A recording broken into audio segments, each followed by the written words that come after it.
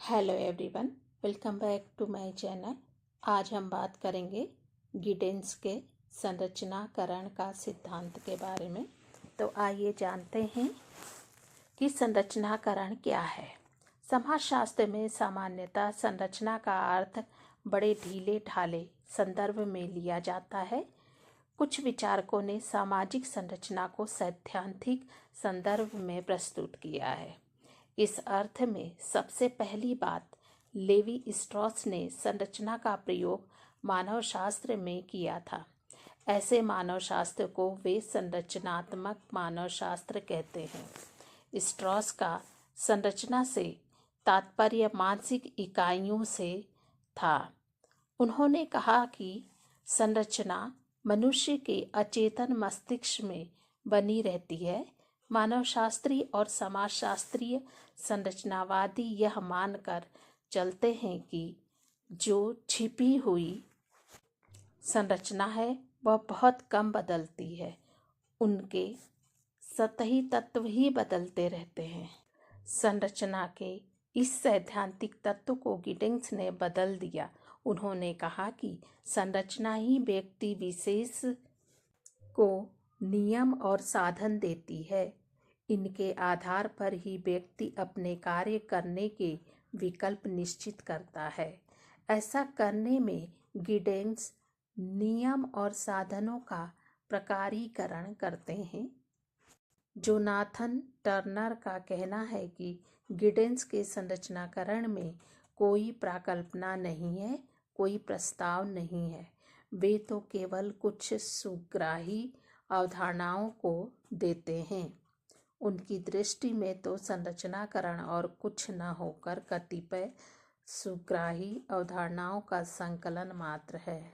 गिडिंस ने संरचनाकरण को परिभाषित करते हुए कहा है कि संरचना का मतलब उन नियमों और साधनों से है जिनका प्रयोग कर्ता यानी व्यक्ति पारस्परिक क्रियाओं के संदर्भ में करते हैं। ये नियम और साधन विभिन्न साधनों और समय पर काम में लिए जाते हैं। गिडिंस का कहना है कि हम संरचना के नियम और साधनों को केवल काम में ही नहीं लेते हैं, एक निश्चित अवधि में जाकर उनका पुनर्निर्माण भी करते हैं।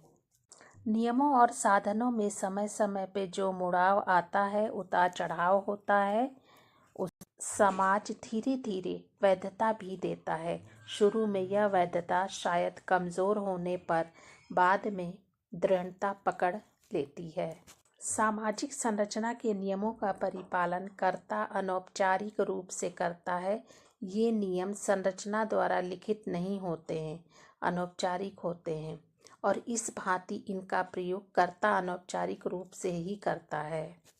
सामाजिक संरचना जिन साधनों को देती है, ये साधन कर्ता के लिए एक प्रकार की सुविधाएं हैं।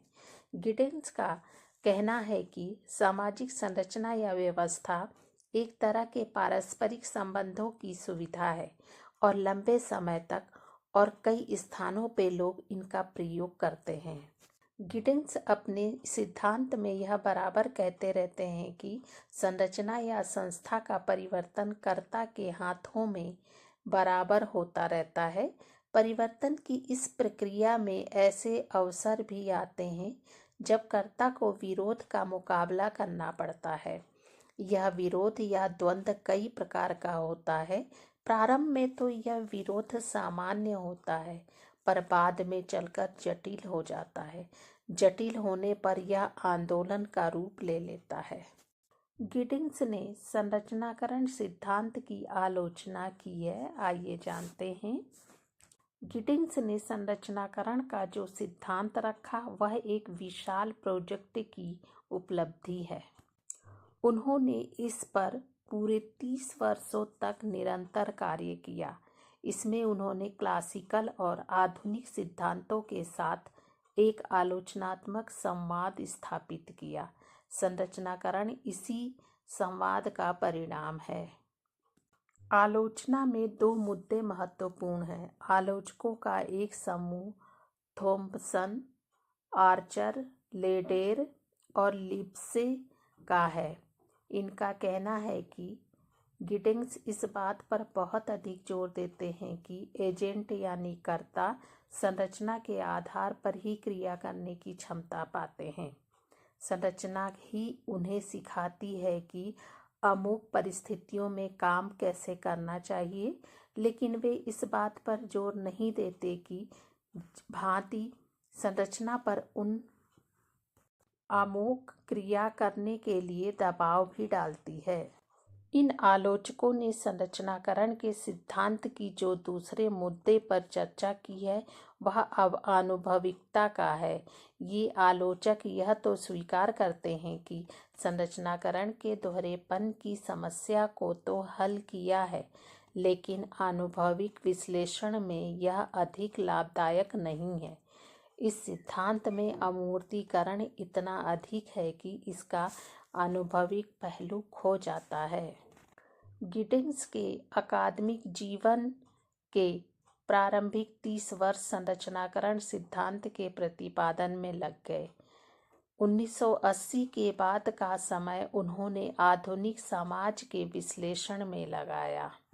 इस प्रकार एंथोनी गिडिंग्स ने संरचनाकरण के सिद्धांत का प्रतिपादन किया। धन्यवाद।